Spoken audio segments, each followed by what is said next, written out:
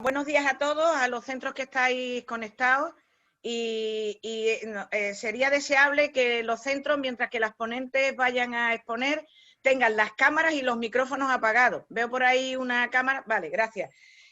Os presento a las 5 estupendas mujeres que tenemos hoy en esta mesa redonda. Yo solamente voy a estar un rato con vosotros, voy a hacer una presentación informal y a continuación será Nuria Muñoz de la Inmaculada, vicepresidenta de la Asociación Amigos de la Ciencia, la que moderará este coloquio. Sin más, paso a presentaros, bueno, pues a Ana Casas, que ha sido nuestra ponente inaugural. Ana Casas Guijarro es doctora en neuropsicofarmacología. Ya ella os contará ahora muchas más cosas. Ana, un placer verte de nuevo. La tenemos aquí en Algeciras porque está todavía por su tierra. En segundo lugar, os presento a Susana Bautista, nuestra ponente del año que viene, que va a ser nuestra ponente del año que viene. Está en Alicante, nos habla desde Alicante, es doctora en biología y catedrática en dicha universidad. Tenemos también a Olivia Florencias, una cubana asentada en España hace muchos años, doctora en energía y en ingeniería sostenible de la Universidad de Cádiz, y la tenemos en Algeciras, en la Escuela Politécnica Superior de Algeciras. Tenemos a Laura Huertas, algecireña, antigua alumna del Levante. Ana lo es del Isla Verde y egiptóloga. Nos va también a contar un poco su historia. Ella es doctoranda en Historia Antigua. Y la más jovencita es Beatriz Escobar, que es una auténtica alumna de Iberciencia. Absolutamente. Si vemos su currículum, vemos que salió de nuestras ferias, que salió de uno de los colegios de Algeciras, de Salesianos de Algeciras, y que tiene en su historial pues todos los premios y todas las becas que ha dado Iberciencia, las tiene Beatriz. Sin más, os dejo con ella. Comenzáis un poco al azar, si os parece, en el mismo orden en que os he ido nombrando: Ana, Susana, Olivia, Olivia, Laura y Bea. Tenéis la palabra. Bueno, pues por alusiones voy a empezar. Bueno, primero sí, soy Ana Casas. Pues introducir un poquito mi historia.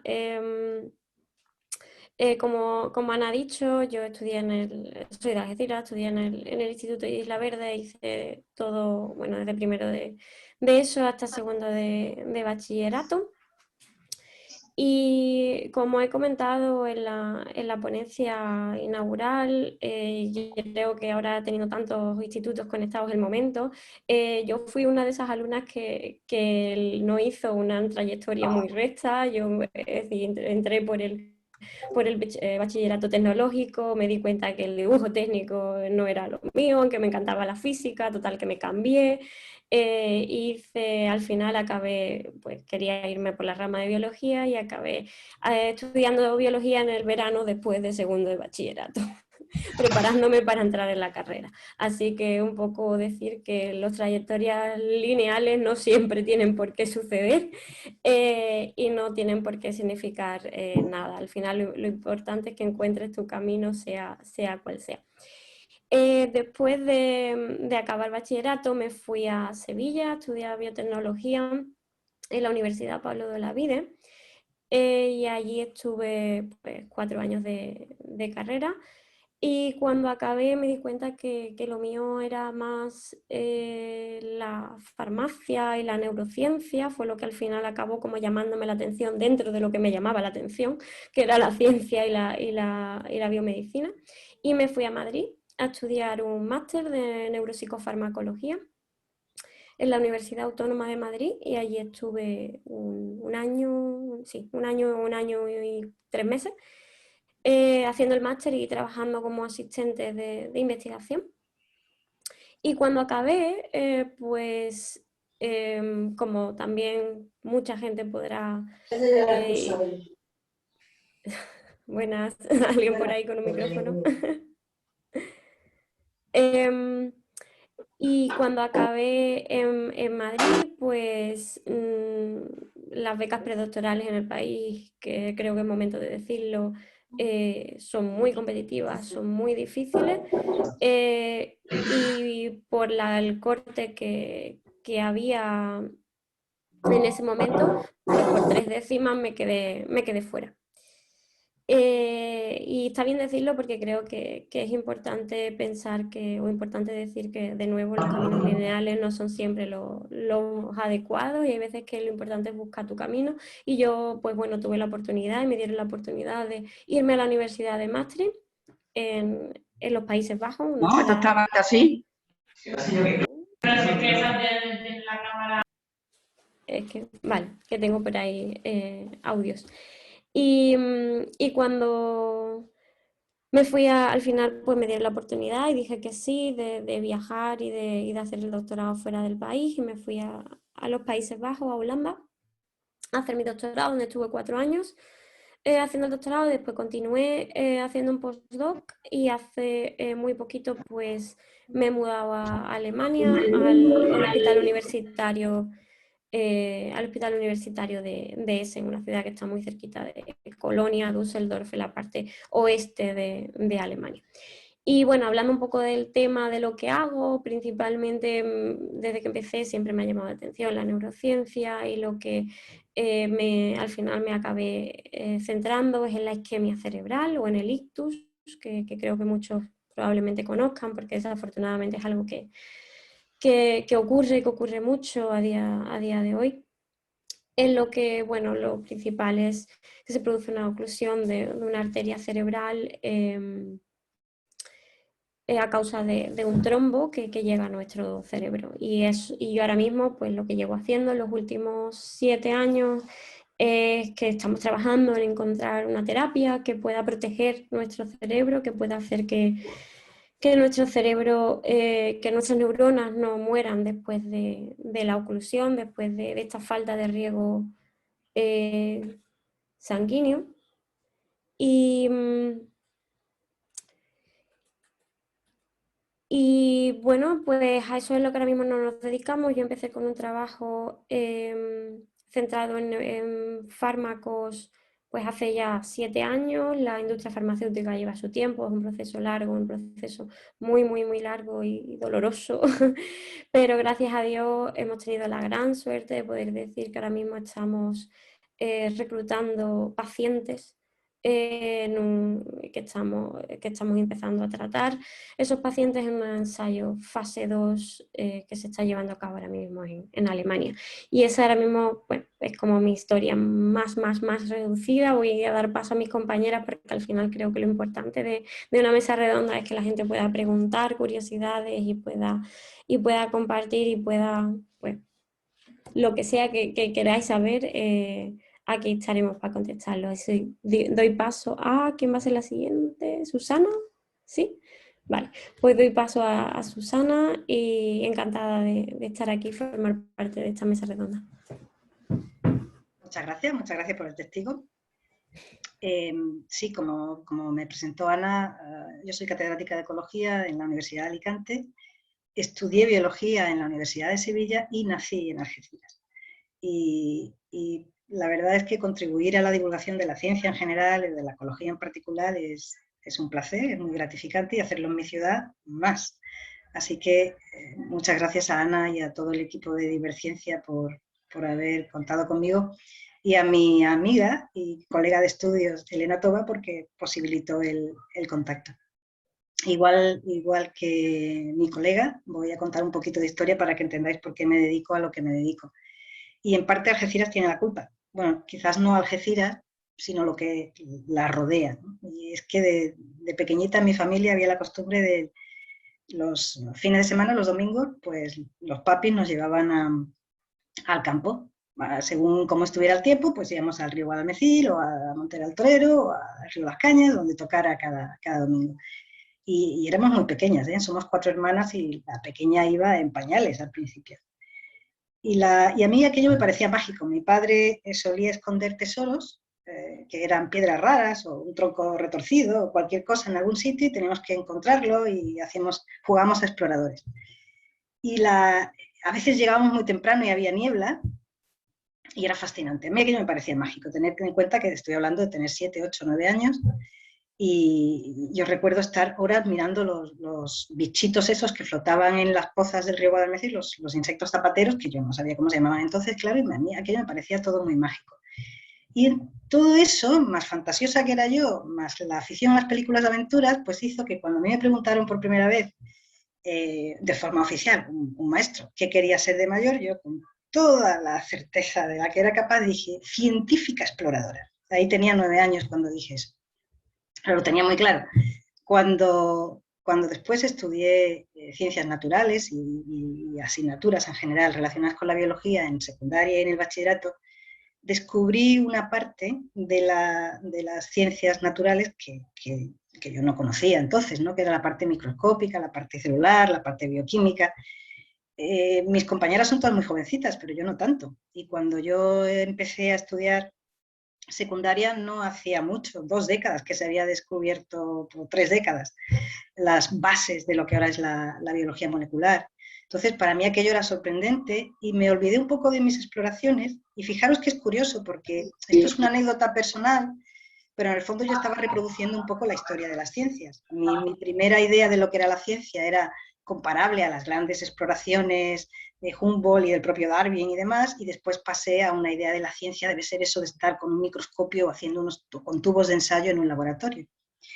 Y entonces lo decidí, lo tenía clarísimo, estudié biología en Sevilla, me especialicé en biología molecular, digamos, o en la parte molecular de la biología, lo que se llama la bata, ¿no? Era una bióloga de bata.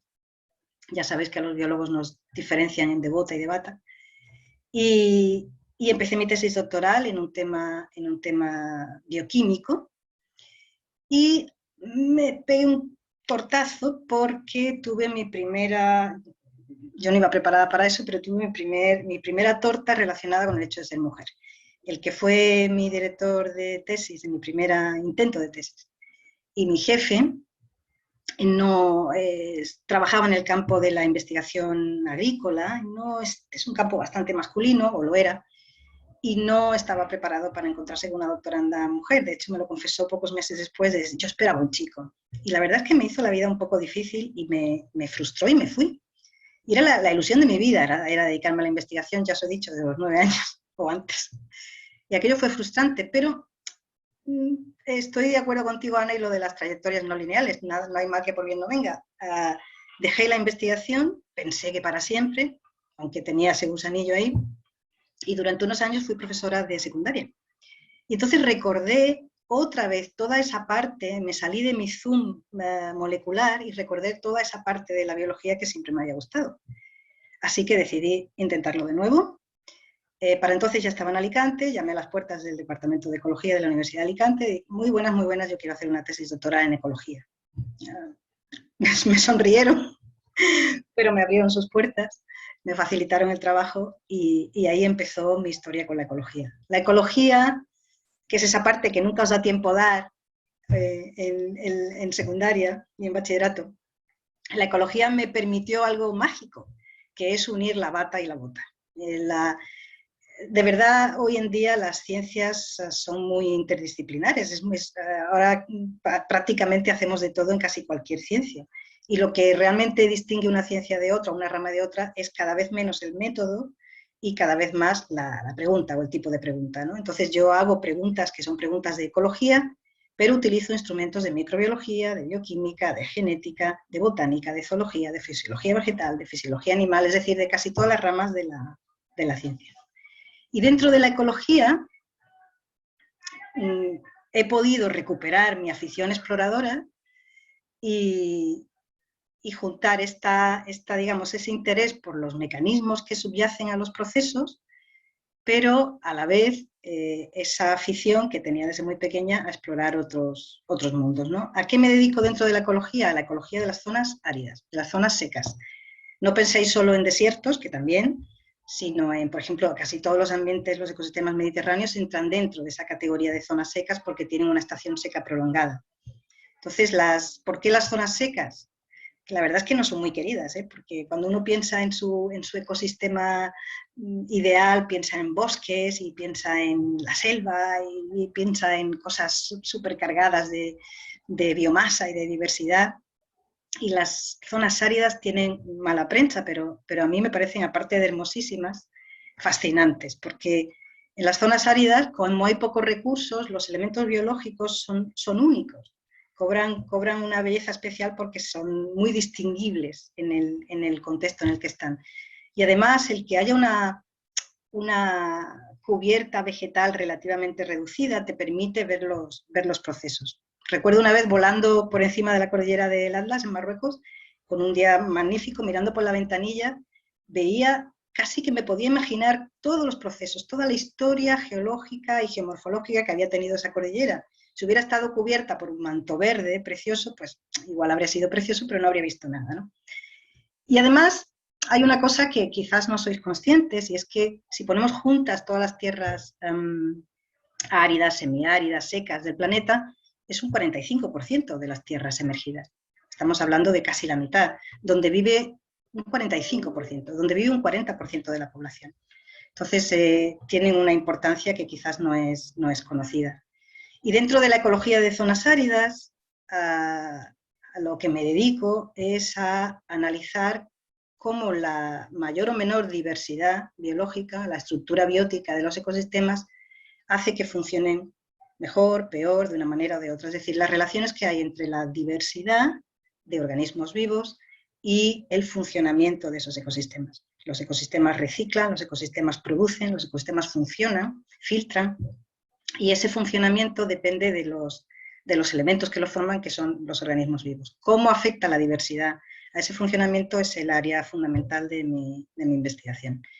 Y procuro hacerla donde vivo, que es una zona seca, en Alicante, pero también donde me dejan. Entonces tengo trabajos en la Caatinga brasileña, que es la zona seca, el bioma seco de Brasil, en el sur de África, en los desiertos australianos. He podido trabajar en todas las zonas desérticas del suroeste de Estados Unidos, así que combino ese afán exploratorio con el investigador, ¿no? como quería de pequeña. Y me gusta lo que hago, me permite además, no solo por el producto, que es conocimiento, ¿no? Estamos todos preparados para que el conocimiento nos excite, para que el conocimiento nos guste. Queremos saber de una cosa, de otra. Entonces, el producto de nuestro trabajo, los que nos dedicamos a la investigación, es el conocimiento, y eso está fantástico. Pero más que el producto, y que pueda ser útil y que pueda ayudar a salvar el planeta, que sabéis que está súper amenazado ahora, lo que más me divierte es el modo. El método científico que mencionaba Ana y que se aplica a todas las ciencias biofísicas y sociales, ese método es divertido, me permite jugar, y ya tengo unos años, me permite jugar a detectives. Que me paguen por jugar a detectives es estupendo, ¿no? Y además la ciencia tiene la belleza de que defiende la incertidumbre. Contra los conocimientos acríticos, ¿no? Las verdades incuestionables. La ciencia te presenta todo con su aureola de incertidumbre. Esto es más probable que esto otro. Y esa manera de pensar a mí me resulta muy, muy atractiva. No sé cuántos años más me van a quedar de entusiasmo. De momento yo no he notado ninguna reducción, así que espero que si estamos todos bien el año que viene y si, como dice Ana, nos volvemos a ver, pues os pueda contar más detalles de investigaciones concretas que estoy realizando. Y doy paso a mi siguiente compañera. ¿Quién era?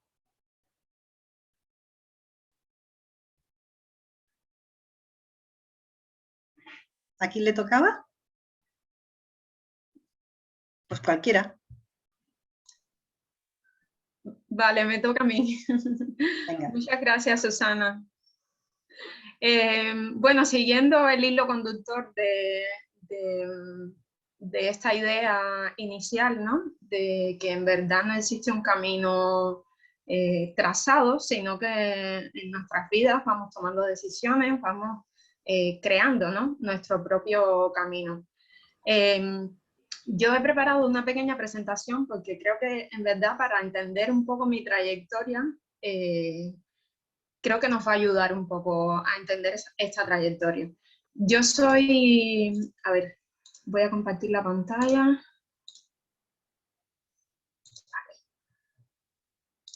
A ver.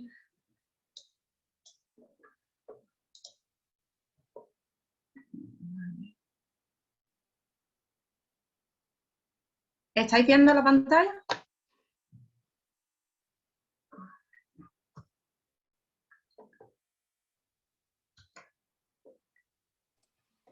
Sí, Okay. se ve bien. Ok, bueno, yo soy profesora a día de hoy, soy profesora de la Escuela Politécnica Superior de Algeciras. Perdona, Olivia, que te interrumpa. Dale a modo presentar, simplemente. Presentar.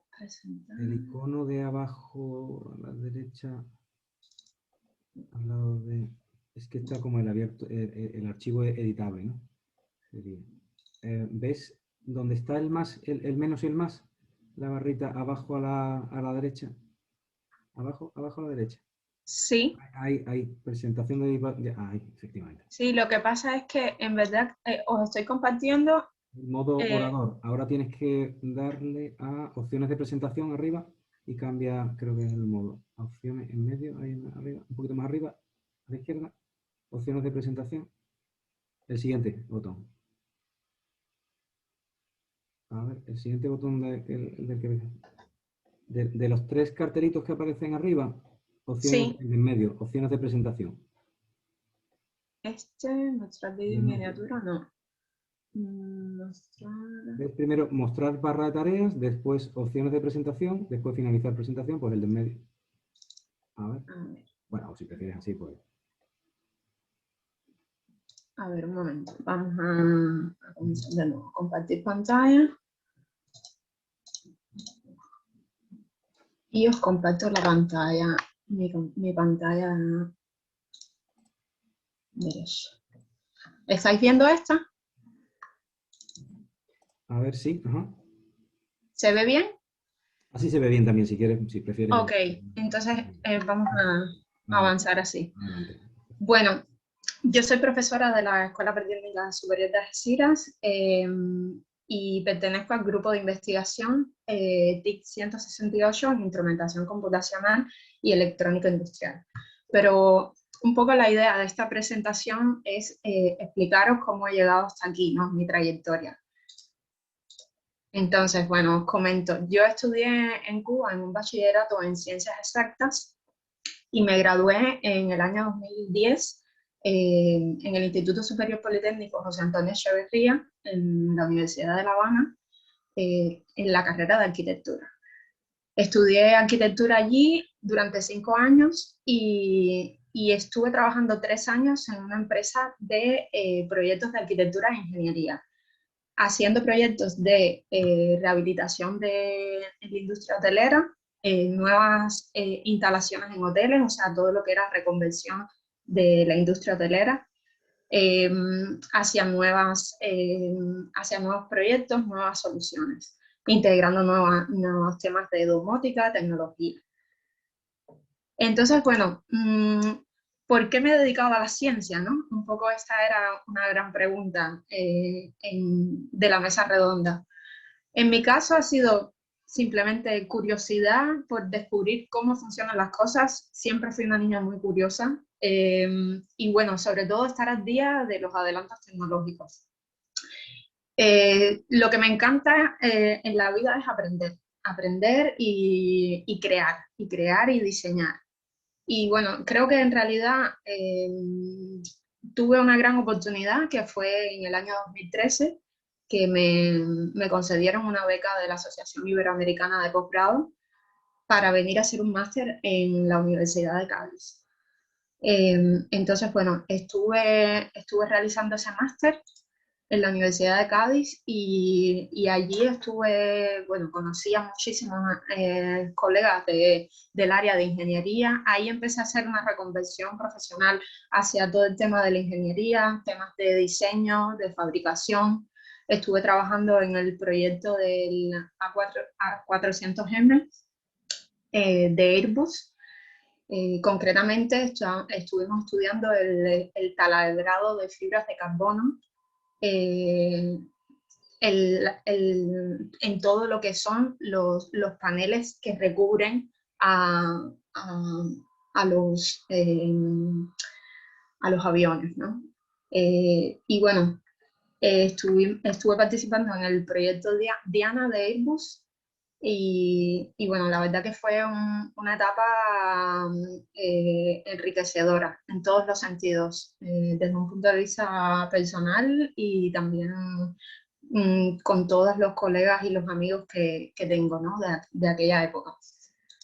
Luego, como tenía muchas inquietudes y tenía muchas ideas y había hecho este máster de diseño de productos, pues me matriculé en la Universidad de Cádiz en el máster de creación de empresas y proyectos innovadores, Master of. Este es un máster que tiende hacia lo práctico. La idea de este máster en verdad es que tú, a partir de lo que tú sabes hacer, de las herramientas que tú tienes, de la carrera que has estudiado y a quién conoces y los contactos que tienes, pues propongas una idea de empresa. Entonces, en este proyecto yo estuve en contacto con otros profesores de la Universidad de Cádiz, del área de Ingeniería Química, y estuvimos trabajando también con diseñadores de joyería de Córdoba, y la propuesta, mi propuesta de un proyecto de empresa era un diseño, o sea, generar diseños de joyería impresas en 3D. O sea, empleando tecnologías de fabricación aditiva y imprimiendo en 3D esos diseños del diseñador Juan Navero y desarrollando estos prototipos y mejorando los materiales para este fin del diseño. Entonces, bueno, en verdad el objetivo de este proyecto era realizar una transferencia universidad-empresa, o sea, transferir ese conocimiento que existía en la universidad hacia las empresas. Y bueno, concretamente con la idea del proyecto apliqué a un premio de ideas de empresas en la Universidad de Cádiz con este proyecto Matelite, Materiales de Élite para el diseño de joyería, y bueno, quedamos como primer premio. Ahí estuve trabajando con el profesor Sergio Molina, que es un profesor del área de Ingeniería Química. Y bueno, la verdad que fue una etapa muy creativa, y yo sí tenía claro que quería seguir investigando y que quería seguir innovando. Pero a raíz de todo esto, yo también había aplicado a realizar un doctorado. O sea, mi idea en realidad era realizar un doctorado en esta rama, en temas de fabricación, pero me admitieron en el programa de doctorado de Ingeniería Energética y Sostenible aquí en Algeciras. Y entonces, bueno, me lo replanteé todo y me vine a Algeciras a hacer la tesis. En Algeciras he estado desde 2016 y bueno, la verdad que ha sido una etapa muy enriquecedora y a raíz de todo el proceso de formación que hay que realizar a lo largo del doctorado, estuve realizando una estancia de investigación en la Universidad Técnica de Dresde, en Alemania. Estuve en Alemania durante 4 meses, incluidas unas navidades. Entonces, bueno, allí conocí a muchísimos investigadores, estudiantes que venían de Colombia, esta chica con la que estuve viviendo, compartiendo piso, que era de Israel, otros compañeros de China, de Turquía. Entonces, en verdad, fue un tiempo muy enriquecedor. Trabajé muchísimo porque echaba muchas horas en el laboratorio, porque tenía unas ideas muy concretas y quería desarrollarlas. Pero en verdad todo salió bien porque lo planifiqué todo muy bien y en realidad, bueno, esa parte del proyecto fue una componente muy importante en lo que era todo el desarrollo de mi tesis. A partir de esta estancia, pues también estuve visitando otros sitios en Berlín, estuve visitando todo lo que era el centro de Berlín, también tuve oportunidad de estar en Praga. O sea, para mí en verdad, desde un punto de vista profesional fue muy enriquecedor, pero también desde un punto de vista cultural, ¿no? Y luego, a la par de que hacía todo este proyecto, también estuve homologando mi título de arquitecto en la Universidad de Granada. Esto también fue una etapa, a lo largo de la tesis, pues fue otra etapa que estuve compaginando a la par. Y con este proyecto lo que planteé fue un desarrollo de un hotel, porque como ya tenía esta experiencia de desarrollo de proyectos de hoteles, pues aquí hice este planteamiento desde el punto de vista de la arquitectura, y a partir de ahí, con esa idea de ese hotel, pues apliqué o sea, hice toda la parte del área del diseño de redes del hotel, en un proyecto de monitorización aplicando la tecnología de Libelium, que es una empresa que implementa soluciones de redes de sensores, y es una empresa española. Entonces, bueno, a raíz de esto estuve en el Congreso de Edificios Inteligentes en Madrid en mayo de 2019. Entonces, bueno, justo antes de la pandemia, el 6 de febrero del 2020, pues leí mi tesis doctoral aquí en la Escuela Politécnica Superior de Algeciras.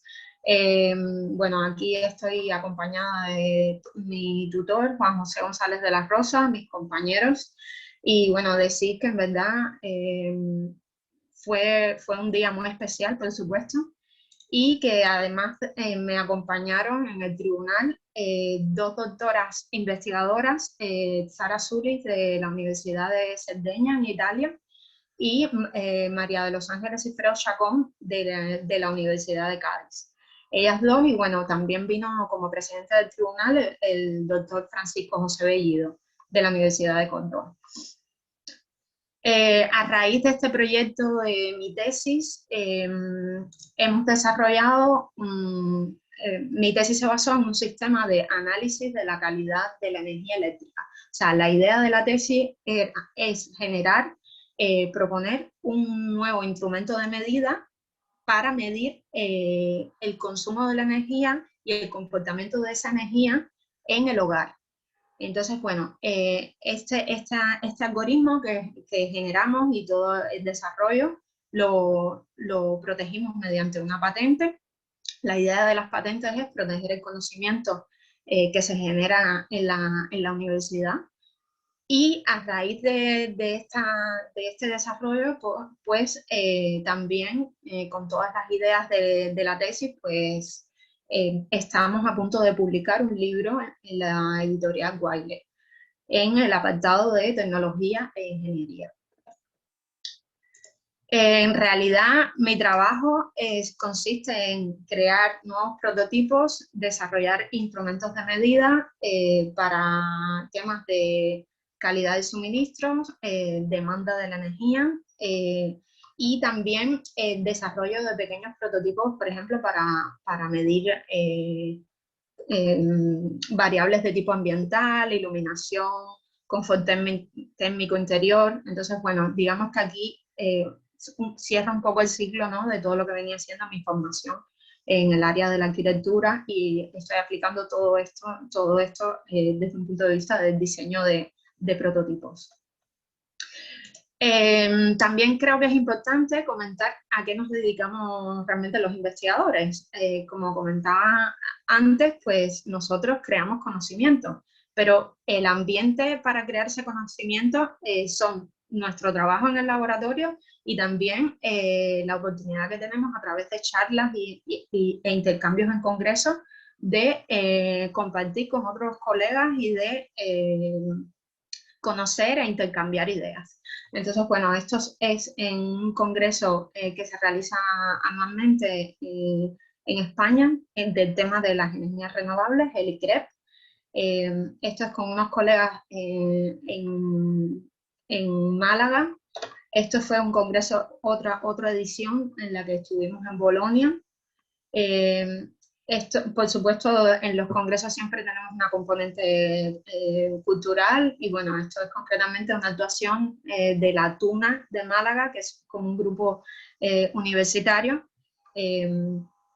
que, bueno, cantan canciones latinoamericanas, también de todo el repertorio del Carnaval de Cádiz, y bueno, la verdad que son momentos entrañables, ¿no?, en lo que vienen siendo los congresos. Y bueno, no quiero terminar sin antes comentar que en verdad investigamos y invertimos muchísimo tiempo en nuestra investigación, en nuestras propuestas de trabajo, pero también tenemos tiempo para desarrollar otras actividades. Entonces a mí me encanta bailar flamenco, es una cosa que hacía desde niña en Cuba, y luego es algo que he tenido la oportunidad de, estando aquí en esta tierra, en Algeciras, pues desarrollarlo.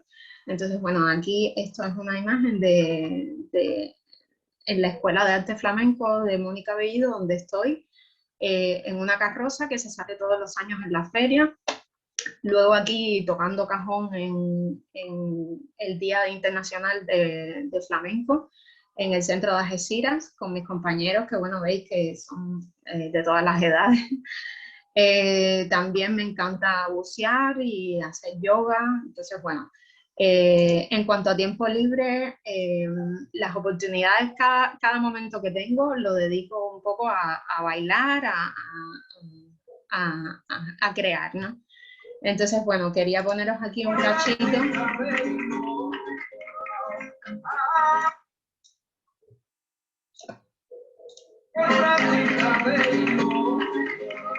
de lo que sería la Feria de Algeciras.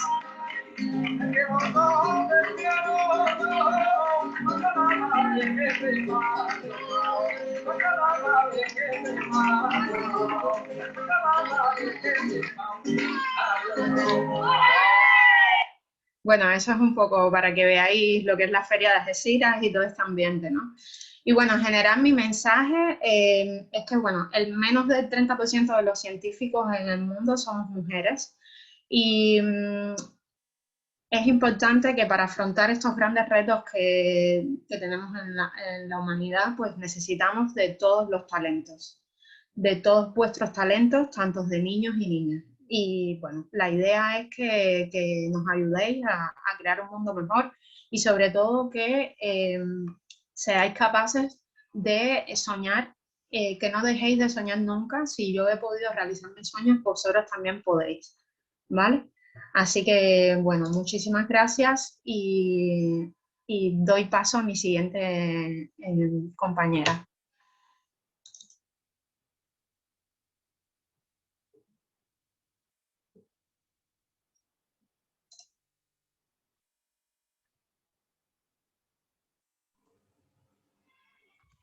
A ver, muchas gracias, Olivia.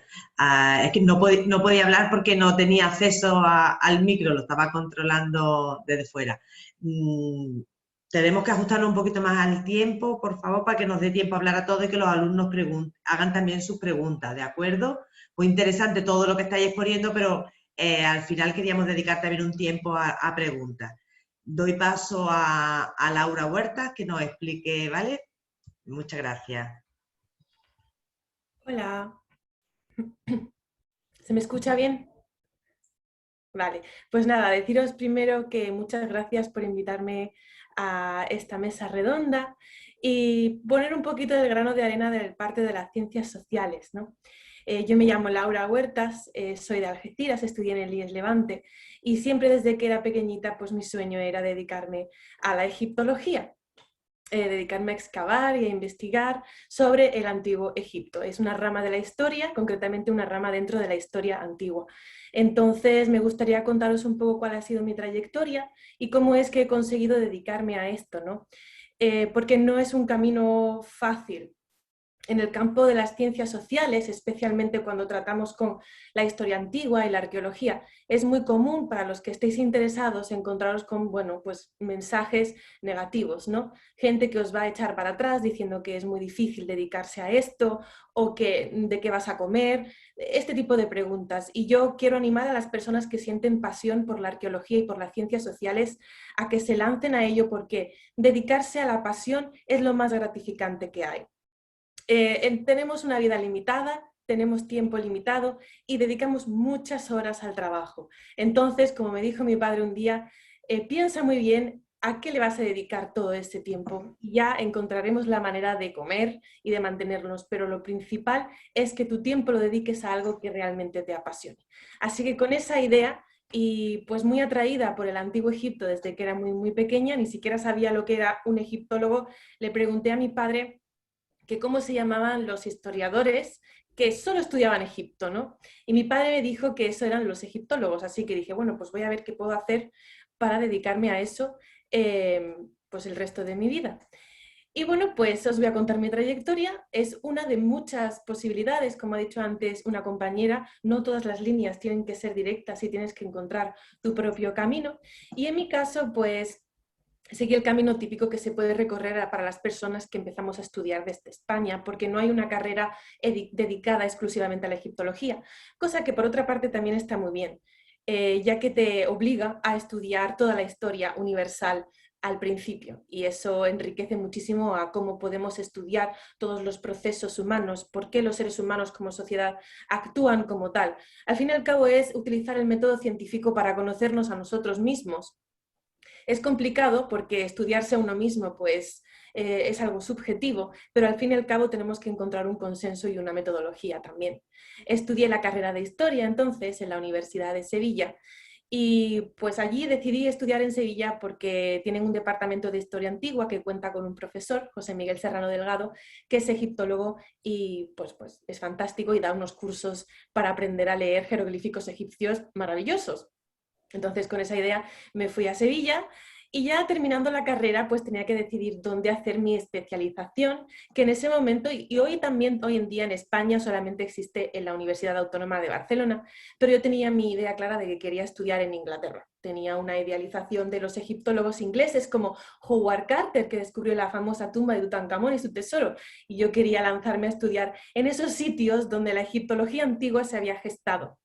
Así que me fui a estudiar a la Universidad de Liverpool, en Inglaterra, con la suerte de que tienen un departamento de egiptología que estudia tanto desde el punto de vista arqueológico, de la bota, como decía también mi compañera, pero en historia, que es en la arqueología, y también estudian lo que es el trabajo de la ratita de biblioteca, ¿no? Que es estudiar los textos antiguos que se han descubierto, cómo leerlos en todas las lenguas antiguas egipcias, que tienen muchas, es algo bastante complicado. Y ahí fue donde hice mis estudios de máster. Tuve la suerte de contar con clases de egiptología, casi que one-to-one, ¿no? Solo con una profesora para mí, enseñándome a leer jeroglíficos, cosa que me reventó la cabeza porque era muy difícil, pero al final todo se aprende con constancia. Y después de terminar mi máster, pues sí que me apetecía mucho regresar a España y volver a la Universidad de Sevilla. Probé a ver si mi antiguo profesor quería hacer la tesis conmigo, porque cambié mi tema de investigación. Durante el máster me dediqué a investigar sobre todos los cortesanos y oficiales que ayudaban a una faraona, una reina, no sé si la conoceréis, que se llama Hatshepsut, y cómo fue posible que esta mujer gobernara en Egipto como faraón durante casi 20 años, ¿no? Y la verdad es que esta mujer, que tuvo que ser una mujer muy inteligente y también muy fuerte, de un gran temperamento, se supo rodear de los hombres necesarios para ella convertirse en faraón, porque recordemos que el antiguo Egipto también era una sociedad patriarcal, y durante el máster estuve estudiando a estos oficiales. Pero después de esta investigación que me encantó y que echo de menos, decidí cambiar de tema de investigación y decidí lanzarme a estudiar religión antigua. O sea, imaginaos, ¿no? Usar un método científico, pues empírico, basado en las evidencias, pero en la religión. Parece todo muy contradictorio, pero también es difícil, pero es súper interesante. Siempre me había apasionado también la religión, religiones antiguas, religiones diferentes. Así que comencé mis estudios de doctorado sobre unos textos funerarios egipcios antiguos que se representaban en las paredes de las tumbas del Valle de los Reyes. Si habéis ido, hay una serie de textos que nos hablan de cómo es el más allá para los reyes egipcios del Reino Nuevo, que es una etapa de la historia de Egipto.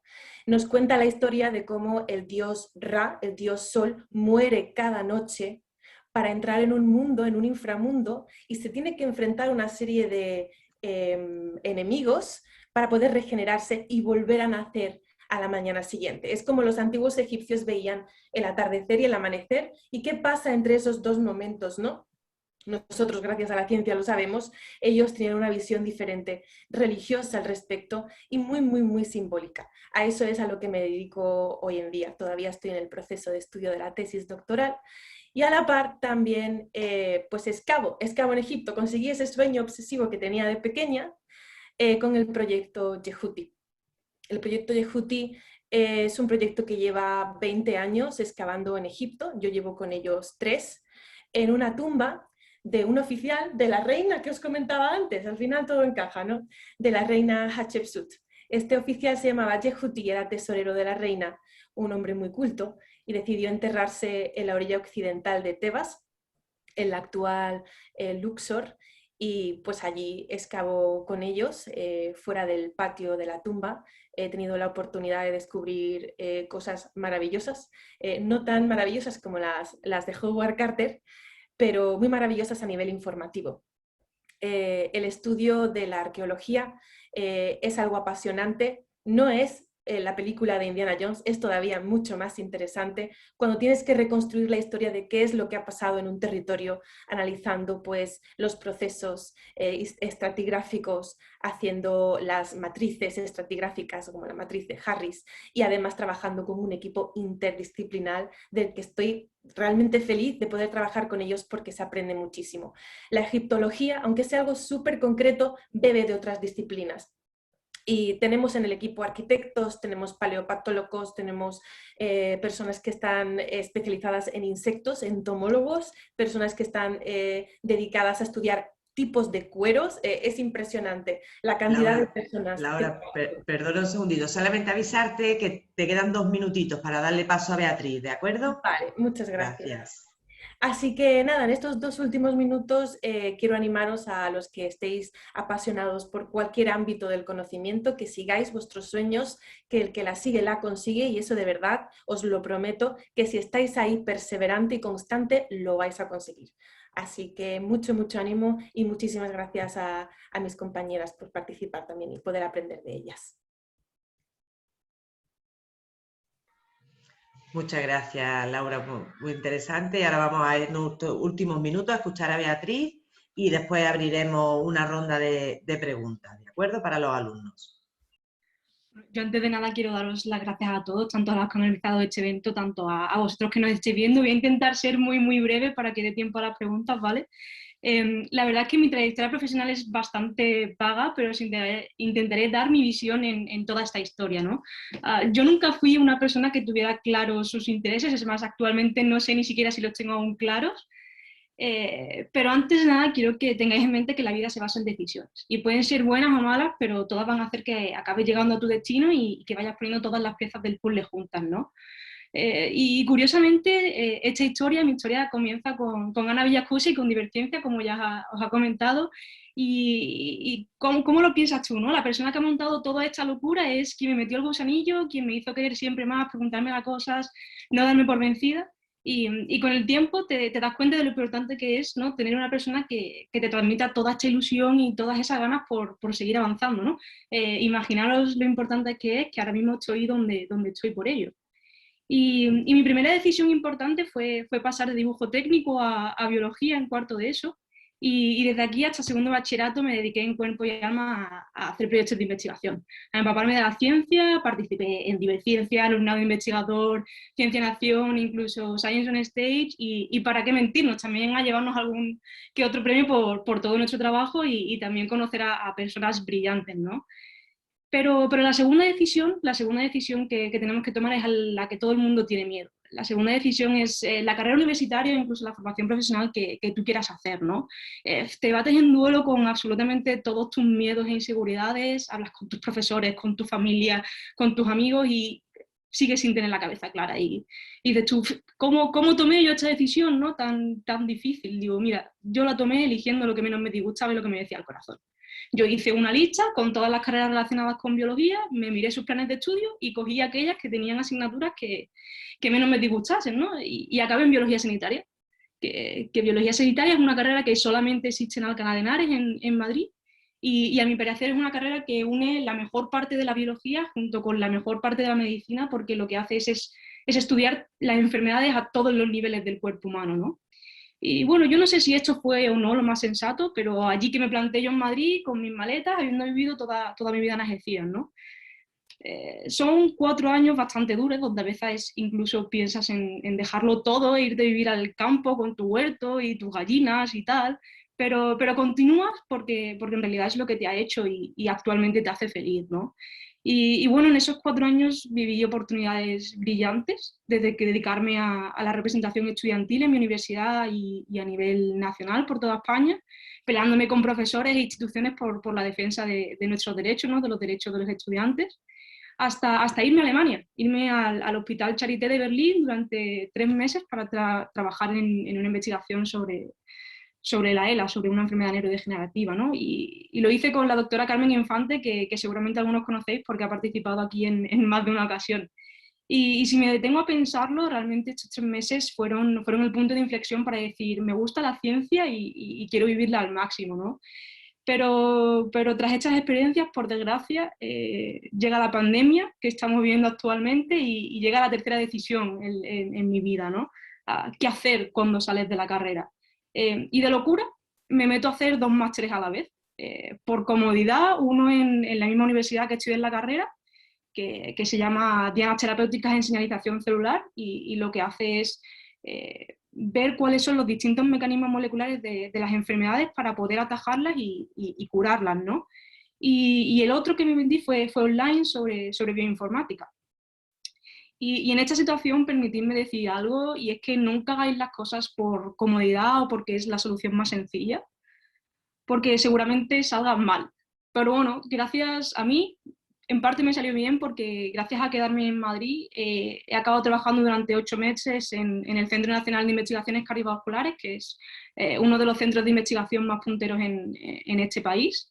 Y sobre todo trabajando con una de las personas más importantes a nivel mundial en el campo de la progeria, ¿no? Que la progeria es una enfermedad que lo que produce es que envejezcas mucho antes, envejeces prematuramente porque hay una proteína que no se forma adecuadamente y hace una cascada de cosas que pasan mal impresionante.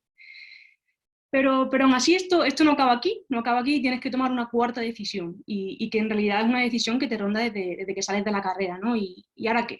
La investigación es un proceso bastante difícil. Hablé con muchísimos grupos de investigación para hacer doctorado, eché muchísimas becas para incluso trabajar en industria. ¿Y qué era lo único que recibía? Lo único que recibía era negativas, ¿no? Tu currículum es impresionante, pero no. Tu experiencia es todo lo que quiero para este laboratorio, pero no. Y otra vez no. Y no. Y no, y al final acabas harta y desmotivada, ¿no? Queriendo dejarlo todo y, como os he dicho antes, irte al campo con tu huerto y tus gallinas. Pero bueno, sigues y lo vuelves a intentar, ¿no? Y ahora mismo estoy matriculada en un tercer máster relacionado con la industria, con el departamento médico, viendo posibles ofertas de doctorado que me puedan surgir en cualquier sitio. Me da igual ahora mismo el sitio porque al final son más experiencias.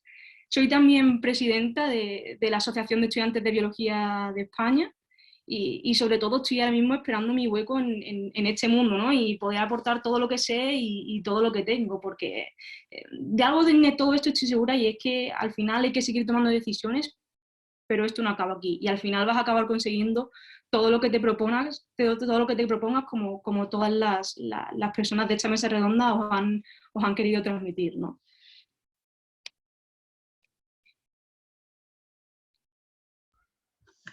Muchísimas gracias, Beatriz, por tu testimonio. Además, me alegra muchísimo. Beatriz la conozco también personalmente. Hemos compartido muchos viajes de concursos y eventos científicos, así que me alegra mucho verte y saludarte, aunque sea en pantalla.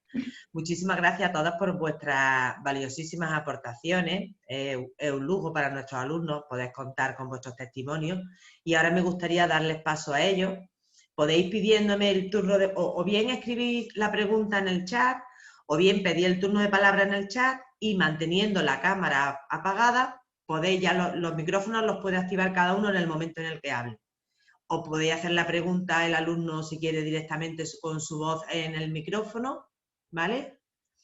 Así que contamos con unos minutos para preguntas. ¿Qué centro comienza? ¿O qué alumno quiere lanzarse y romper el hielo? Ya vendrán todas en cascada.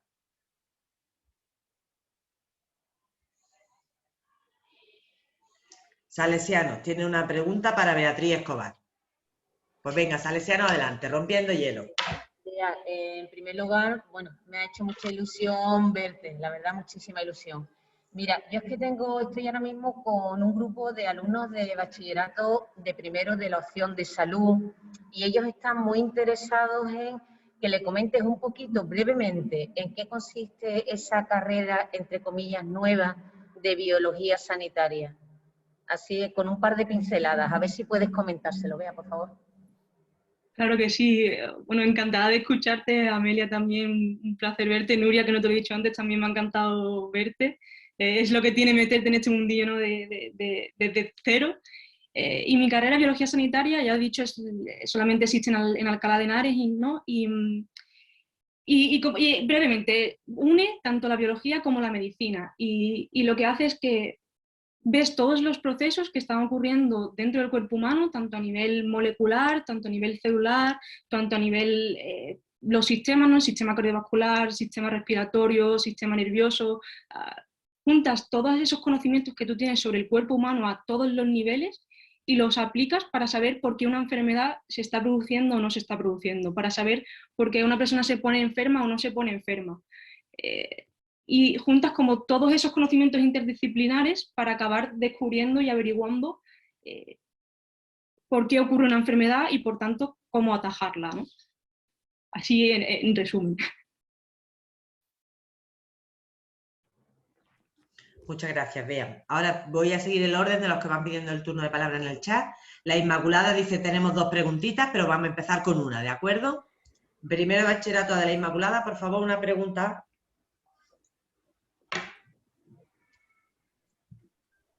Hola, buenas tardes. Nosotros tenemos 2 preguntitas y, bueno, una de ellas es para Olivia Florencias y es la siguiente. ¿Qué fue lo que le motivó a venir a la Universidad de Cádiz? Gracias.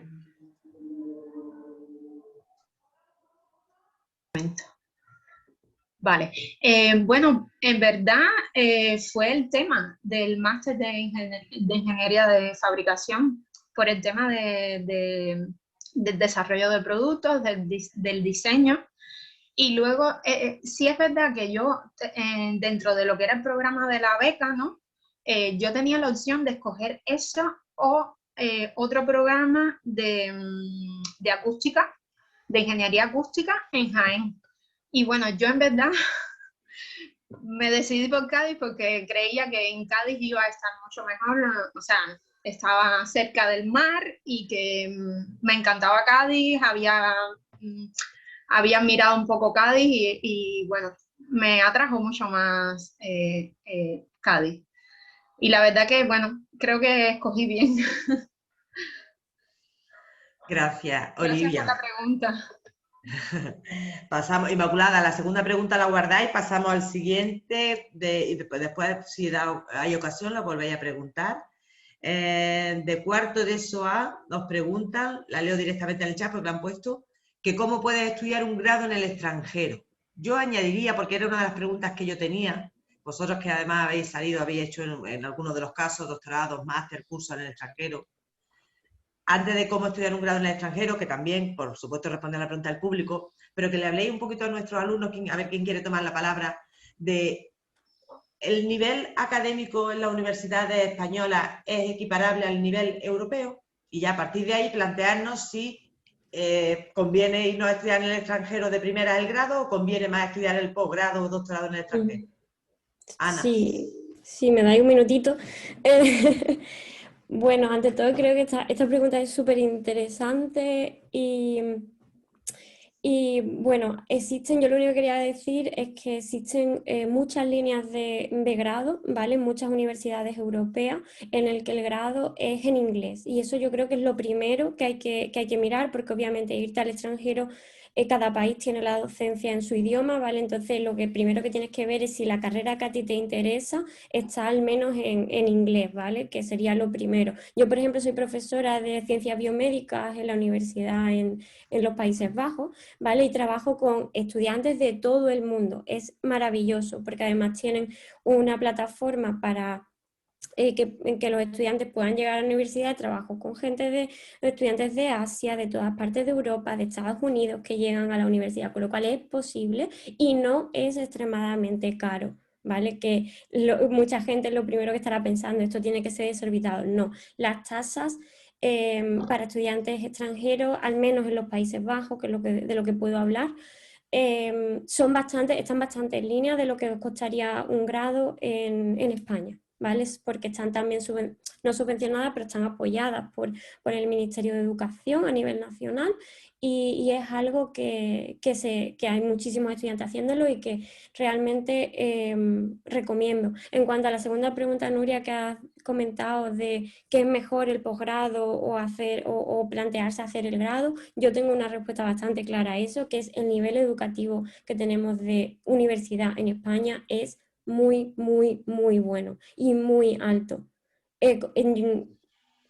He estado también en muchísimos otros países, trabajo ahora mismo en Alemania y comparativamente tenemos un sistema brutal en nuestras universidades que no valoramos lo suficiente.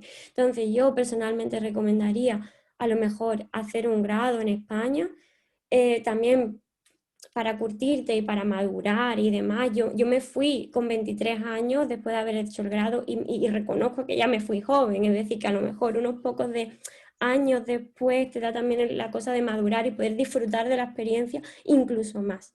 Entonces yo sí que siempre motivo y a todos mis estudiantes lo digo, coge las maletas si puedes y vete, pero en cuanto a comparativamente lo que tenemos en España tenemos que valorarlo y apreciarlo. Muchísimas gracias, Ana. Yo creo que una respuesta muy clarificadora para todos estos estudiantes que nos están escuchando y que están, bueno, ahora mismo en el momento de final de secundaria, principio de bachillerato, pero que en breve tendrán que plantearse muy en serio sus carreras universitarias y les estáis ayudando mucho a decidirlo. Hay una... Sí, Susana. ¿Me permites añadir una cosita Sí, a lo que ha dicho Ana? Coincido con ella plenamente en que el nivel académico de la Universidad Española es muy bueno, muy, muy bueno. Y de hecho me ha pasado durante varios años una anécdota que tiene que ver con mi interacción con profesores de Estados Unidos, con los que he trabajado casi 10 años en distintas universidades de Arizona, Nuevo México, California, y todos me decían que valoraban muchísimo más cuando le llevaban estudiantes españoles, europeos en general y españoles de grado. Y yo creo que la clave está en que la formación quizás un poco más tradicional que todavía se da en la Universidad Pública Española es muy completa y muy rica y se valora muchísimo fuera. Entonces yo recomiendo los grados en España porque son muy formativos. Sin embargo, hay un matiz cuando pasamos a máster y sobre todo cuando pasamos a doctorado. En lo que yo he percibido de trabajar con otras universidades fuera de España es que se le da más independencia al estudiante, tiene que ser más autónomo de lo que hacemos en España. Es decir, en España somos muy protectores, hasta el último año de doctorado casi que se trabaja conjuntamente el estudiante de doctorado y el director o la directora, ¿no? Mientras que por ahí fuera, sobre todo en los países de influencia anglosajona, se requiere más autonomía. Entonces, yo creo que la formación de grado para los estudiantes que se lo estén planteando, mi recomendación es que elijan una universidad española que posiblemente sea la mejor opción y la mejor formación que pueden obtener, y después, dependiendo de cuántas ganas tengan de liderar su propia investigación, pues elijan entre quedarse o marcharse. Totalmente de acuerdo. Muchas gracias a las dos. Pasamos a la siguiente pregunta. Veremos, bueno, a ver, vamos ya sobre hora. Pregunto al resto de los centros, ¿podemos continuar? Y a las investigadoras que nos acompañan, ¿podemos continuar 5 minutitos más? ¿Algún problema? Vale, pues entonces, muy bien, muchísimas gracias. Terminamos respondiendo un par de preguntas que tenemos aquí. Una alumna llamada Aileen, de primero de bachillerato, pregunta en general a alguna de vosotras si alguna vez habéis sentido vulnerados vuestros derechos. Me imagino que se refiere al hecho de ser mujer, como estamos hablando de ciencia en femenino. ¿Alguna que quiera responder? Yo puedo contar algo, si queréis. como llevo más tiempo en esto, a mí me ha tocado, a mis compañeras que son más jovencitas, les ha tocado un mundo un poco mejor en este sentido. Yo ya comenté antes que mi primer contacto con la investigación fue frustrante porque sí que, tanto como vulnerar mis derechos no, pero sí que sentí la desconfianza del que fue mi director de tesis y mi primera tesis, y sí que estaba fundamentada en el hecho de que fuera mujer. No he vuelto a sentir nada, no me ha vuelto a pasar nada grave en ese sentido. Después he hecho mi carrera ha sido como he querido, no me han puesto zancadillas, no he tenido dificultades, pero me gustaría que alguien simplemente pensara sobre un hecho. Y es que en el departamento de ecología, que somos 22 profesores, soy la única mujer. La única profesora. Hay estudiantes postdoctorales, Ramones y Cajal, que son figuras de contratación prestigiosas. Hay sobre todo muchísimas becarias, pero soy la única catedrática, la única profesora en el departamento de ecología. Y eso significa que es que todavía a igualdad de condiciones, incluso con un currículum un poco mejor en femenino, todavía hay una cierta reticencia y una cierta desconfianza. Afortunadamente está desapareciendo. Y vulneración de derechos no, pero estar en una reunión donde dices una cosa y un compañero dice más o menos lo mismo y lo que queda es lo que ha dicho el compañero, eso desgraciadamente todos los días. Entonces todavía nos queda camino, pero las cosas afortunadamente han cambiado muchísimo para bien. Sí. No podría estar más de acuerdo. Pasa mucho. Sí, ¿no? Más de lo que nos gustaría. Bueno, hay una iniciativa a nivel mundial que bueno, muchos de los colegios pertenecientes a los centros educativos pertenecientes a Diverciencia nos sumamos a ella año tras año, y es que desde 2016 celebramos el Día Internacional de la Mujer y la Niña en la Ciencia. Creemos que es muy importante desde la base ir rompiendo esta brecha de género que tenemos, y en nuestra asociación, pues lo estáis viendo, nos gusta organizar eventos de divulgación científica como esta mesa redonda en las cuales seáis mujeres las que deis vuestro testimonio, ¿no? Aparte de que hemos tenido muchos hombres y ponentes también muy valiosos, pero también queremos presentar el lado femenino de la ciencia, por supuesto. Siguiente pregunta que tenemos, que viene desde México, es para Beatriz. Bueno, yo creo que vamos a terminar con las dos preguntas que quedan en el chat, si os parece bien, para no dejar nada en el tintero, ¿vale?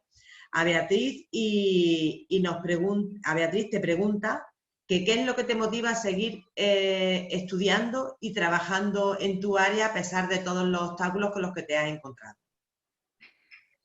Muy buena pregunta y muy difícil de contestar también, ¿no? Porque entra toda esa parte sentimental, por así decirlo. Pero yo creo que al final, por mucho que haya obstáculos, eso no te va a impedir acabar consiguiendo lo que tú quieres. Porque al final lo que tú quieres está por encima de todo, ¿no? Entonces, si hay un obstáculo, te vuelves a levantar. Que hay otro, te vuelves a levantar. Que hay otro y te vuelves a levantar. Y si es una negativa, pues bueno, es que a lo mejor esa negativa es para realmente acabar dirigiéndote a lo que tú realmente quieres, ¿no? Y digo, yo eso te lo cuento así como muy alegremente, pero ella se ha pasado sus días llorando, sus noches llorando, yo quiero dejarlo todo, me vuelvo a las estiras a hacerme así una bolita en la cama y no quiero saber nada de nadie, ¿sabes? Pero al final continúas y sigues porque te das cuenta de que te hace feliz, y tú al final lo que tienes que perseguir es todo aquello que te haga feliz, y que cuando te levantes por la mañana no digas, es que esto es lo que quiero hacer, esto es lo que yo quiero, y la vida no es fácil para nadie, ¿sabes? Que para nadie es fácil y va a haber obstáculos en cualquier momento, que es que incluso a lo mejor, por ejemplo, no lo estaba diciendo Susana, que yo lo siento mucho, que es la más mayor, pero es que incluso ella a lo mejor también se puede encontrar algunos obstáculos, incluso ya cuando te ha avanzado la vida, ¿sabes? Que no es solamente ahora, entonces tienes que estar un poco también preparado para poder aceptar esos golpes, ¿no? Y que aunque tengas un golpe, seas capaz de volver a levantarte y tirar para adelante, porque al final la vida sigue, y esto es como la especie del tren, ¿no? La vida es un tren y tú te decides si montarte a él o no. Sí. Y al final la vida no para por mucho que tú te pares. Entonces, si es lo que te hace feliz, persíguelo, y si recibes una negativa es porque a lo mejor ese camino que querías decir por esa opción no es la correcta, y siempre hay opciones, porque por opciones ya te puedes imaginar, ¿no? Bueno, Sí, puedo y de añadir ahí solo una cosita, solo una, y ya me callo, de verdad. una pequeña pincelada porque hay una pregunta para Laura que no quiero que se nos Vale. quede escrita en el chat, quiero que ella la responda, ¿vale? Solo quería decir en línea de lo que dice Beatriz, y ya me callo de verdad de la buena, que, que lo dije el otro día en la charla que comenté. Si el camino que hay hecho de A a B, que es el que marcan los cánones, no funciona, vete a otro camino. Si el camino B sigue sin funcionar, móntate tu propio camino, invéntatelo tú, mueve las piezas de la forma para que tú puedas crear tu propio camino, porque esto es muy complicado, pero la única forma de seguirlo es a base de motivación y de pelear, como si no hubiera mañana. Y eso es lo único que quería decir. Estoy totalmente de acuerdo contigo, Beatriz, y ya me callo. Muchas gracias, Ana. Ojalá tuviéramos 3 horas más para seguir escuchándolo. Los alumnos están disfrutando muchísimo y bueno, yo al mismo nivel.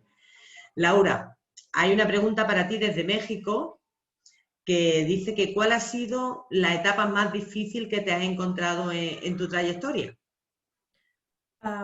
Pues creo que hasta día de hoy la etapa más difícil ha sido mi etapa en el Liverpool, porque tuve que compaginar, trabajar en un restaurante mientras hacía el máster, era complicado compaginar los tiempos y la exigencia del máster, y a la par sí que tuve problemas con una persona del departamento, una profesora que era mi tutora en aquel entonces, y bueno, pues los tratos de esta persona hacia los alumnos en general no eran muy buenos. Entonces acabé teniendo episodios de ansiedad grave, teniendo que ir al psicólogo de la universidad porque, bueno, parecía que quería que yo desistiera, parecía que quería que me fuera.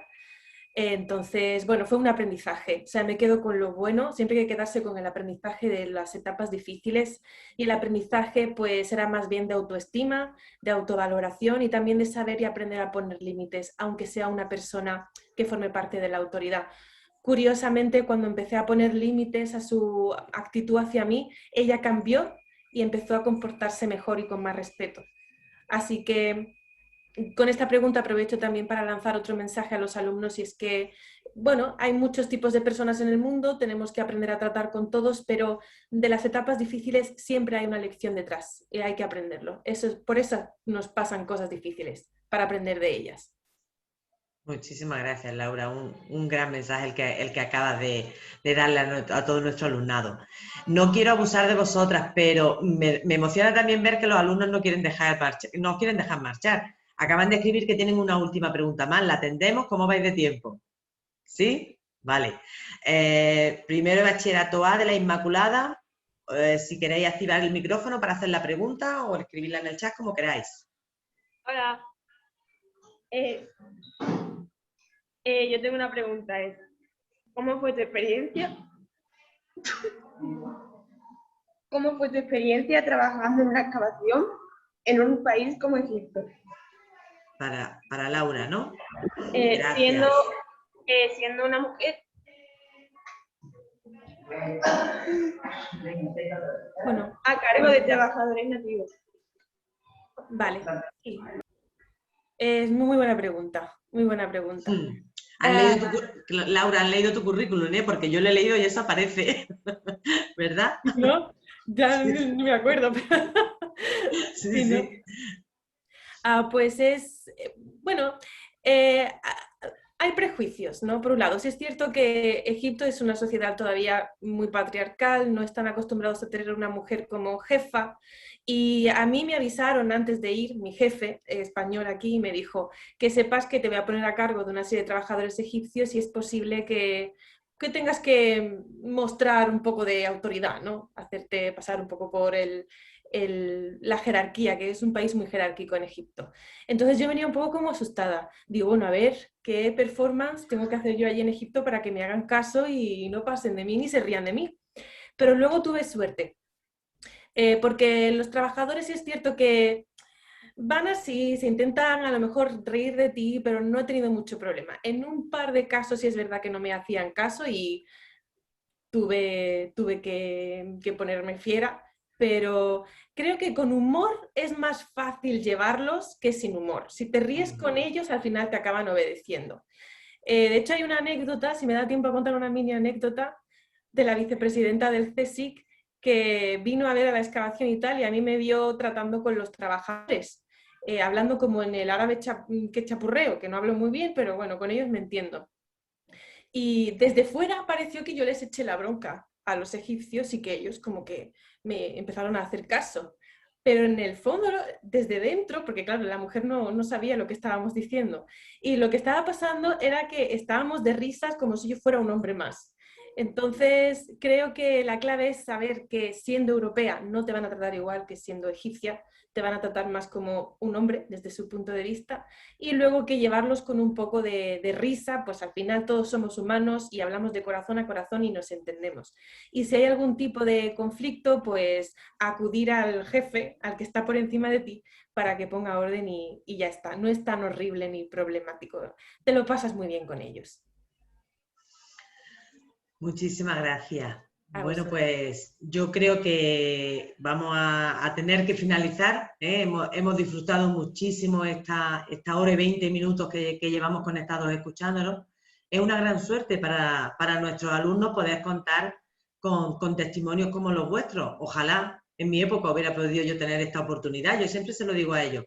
Disfrutar y aprovechar de la oportunidad que Diverciencia os ofrece, porque son muchos los eventos. Bueno, Bea lo ha dicho antes, ¿no? Que ella ha llegado donde está alentada por Diverciencia. Así que bueno, que espero que nuestros alumnos, que creo que si lo hacen, valoren muchísimo el poder disfrutar de esta experiencia en directo. La pandemia también nos debemos quedar con lo único bueno que yo creo que ha traído, que ha sido esta facilidad de comunicación a través de estas reuniones virtuales. Y agradeceros muchísimo vuestro tiempo, vuestro testimonio, vuestra enseñanza, la lección que nos habéis dado a cada uno de los que hemos estado escuchando. Y nada, agradeceros de verdad vuestra presencia, vuestro tiempo y vuestro testimonio, que es muy importante en la formación de nuestros alumnos y nuestras futuras generaciones de científicos.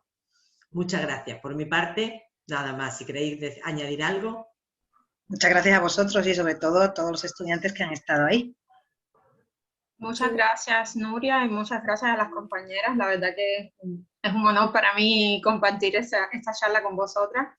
Gracias a los estudiantes por vuestras preguntas. Y antes de terminar, sí quería comentar que una oportunidad que tenéis dentro de la Universidad Española para iros fuera son los semestres que como Erasmus podéis pasar en otras universidades. Entonces, por ejemplo, aquí en la Politécnica de Algeciras tenéis la oportunidad de iros un año entero fuera. Que quizás en otras universidades, como hay muchos más estudiantes y hay más demanda, pues no tenéis tanta posibilidad de que os den esas plazas. Entonces, bueno, un poco para que lo sepáis también. Y gracias a todos. Yo sumarme también a las palabras de gracias, ¿no? Que esto ha sido muy bonito también escuchar otros puntos de vista, no solamente el tuyo personal, así que gracias a Nuria, Ana, a todos los organizadores de Diverciencia de este evento y sobre todo a todos esos alumnos que nos escuchan, ¿no? Y somos como esa pequeña esperanza cuando hay un vaso a medio rebosar. Pues sí, muchísimas gracias a la organización, de verdad. Muchas gracias, un placer, un verdadero placer. Pues nada, esperamos poder reunir pronto en alguna otra mesa redonda o en otro evento que podamos coincidir, y a Susana, pues desde aquí, si todo va bien, la esperaremos el año que viene como nuestra conferencia inaugural de Diverciencia 2022. Gracias a todos, ya no entretengo más. Chao. Chao. Hasta la próxima.